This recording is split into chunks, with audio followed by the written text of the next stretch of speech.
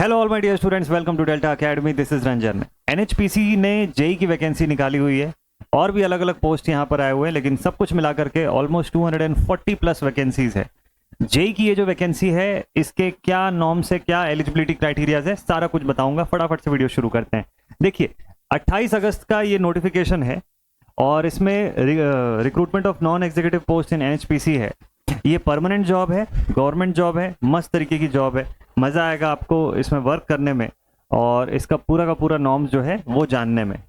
तो भाई एनएचपीसी ने और बहुत सारे डिफरेंट पोस्ट की बात की हुई है यहाँ पे, लेकिन मैं अगर बात करूँ तो जूनियर इंजीनियर की जो पोस्ट है that is in civil branch, electrical branch, mechanical branch और ईएनसी, इतने में जेई की वैकेंसीज आई हुई है। ठीक है, तो इनमें से किसी भी ब्रांच से आप बिलोंग करते हैं तो आप डेफिनेटली इसके लिए अप्लाई कर सकते हैं।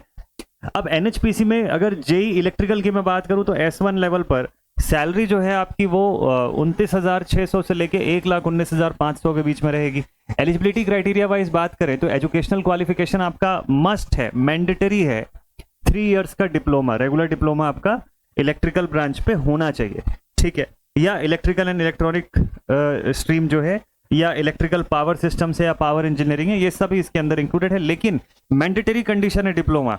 तो इसका मतलब जो बीटेक वाले बच्चे हैं वो अप्लाई तभी कर सकते हैं इसके लिए, या तभी एलिजिबल होंगे जब पहले उन्होंने डिप्लोमा भी किया हो रेगुलर, तभी।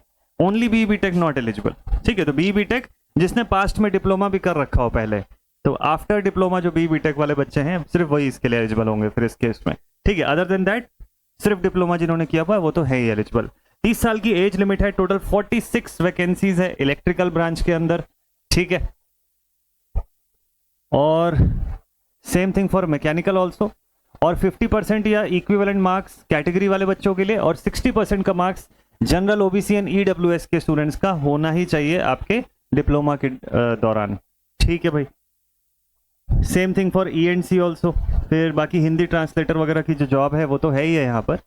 और इसके अलावा अब बात कर लेते हैं कि भाई इसमें सर पैकेज वगैरह में ये सारा कुछ अलाउंसेस, सैलरी के अलावा dearness allowances, medical facility, economic rehabilitation schemes के हिसाब से social security benefits, PF, pension, ये सारा चीज़ इसके अंदर इंक्लूडेड रहेगा। ठीक है, तो प्लेसमेंट कहाँ पे मिलेगा आपको? प्रोजेक्ट्स या पावर स्टेशन या ऑफिसेस, इंक्लूडिंग जो भी जॉइंट वेंचर और सब्सिडरी कंपनीज होंगे एनएचपीसी के ना, इंडिया या अब्रॉड में, पूरे के अराउंड कहीं पर भी आपको प्लेसमेंट दे सकता है। फॉर्म फिलअप करने की डेट स्टार्ट हो गई है क्या? फॉर्म फिलअप जो है एक्चुअल में 2 सितंबर से शुरू होगा। ऑनलाइन फॉर्म आप इसका फिलअप करेंगे 2 सितंबर से, और 1 अक्टूबर जो होगा वो last date for application of form fill up है। तो अभी फॉर्म फिलअप विंडो इसका ओपन नहीं हुआ है, लेकिन हाँ, जब फॉर्म फिलअप करेंगे आप तो general, EWS and OBC category के कैंडिडेट्स को 600 रुपीज़ का जो चार्ज है, जो एप्लीकेशन फीस है वो पे करना होता है, अलॉन्ग विथ एप्लीकेबल टैक्सेस। ठीक है, बाकी जो कैटेगरी के कैंडिडेट्स हैं उनको जो डिस्काउंट दिया गया है वो एज पर द नॉर्म्स है। कैसे अप्लाई करेंगे? www.nhpcindia.com पर जाकर के आप अप्लाई करेंगे करियर सेक्शन पे। ठीक है सर, जरा एग्जामिनेशन के बारे में बात कर लेते हैं कि सिलेक्शन होगा कैसे हमारा। सिलेक्शन होने के लिए हमको सीबीटी जो है, कंप्यूटर बेस्ड टेस्ट जो है, वो क्वालिफाई करना होगा, उसको क्लियर करना पड़ेगा। ठीक है, सीबीटी का क्या प्रोसेस होगा? टेस्ट सेंटर्स यहाँ पे बताए हुए हैं, इन सभी सिटीज में से किसी में भी आपका टेस्ट सेंटर हो सकता है। देन इसके बाद सीबीटी जो होगा सर वो कैसा होगा? 200 नंबर का टेस्ट होगा, 180 मिनट यानी कि 3 घंटे का टेस्ट होगा। ये 200 मार्क्स टोटल है, जिसमें से 140 मार्क्स के जो एमसीक्यूज होंगे या 140 एमसीक्यूज जो होंगे वो आपके रेलेवेंट डिसिप्लिन से होंगे। जैसे इलेक्ट्रिकल वाले बच्चों को इलेक्ट्रिकल का क्वेश्चन पूछा जाएगा यहाँ पे। बाकी इसका सेकेंड पार्ट जो होगा उसमें 30 एमसीक्यूज होंगे फ्रॉम जनरल अवेयरनेस, ये मिला के हो गया 170, और 30 और बच गए वो रीजनिंग से आएंगे। नेगेटिव मार्किंग है सर? हाँ जी, हर गलत आंसर का 0.25 का नेगेटिव है, सही आंसर का +1 का है। ठीक है, और इसके आधार पे जो मेरिट लिस्ट बनेगी उसके हिसाब से आपका सिलेक्शन होना है इसमें। चलिए, बहुत बढ़िया।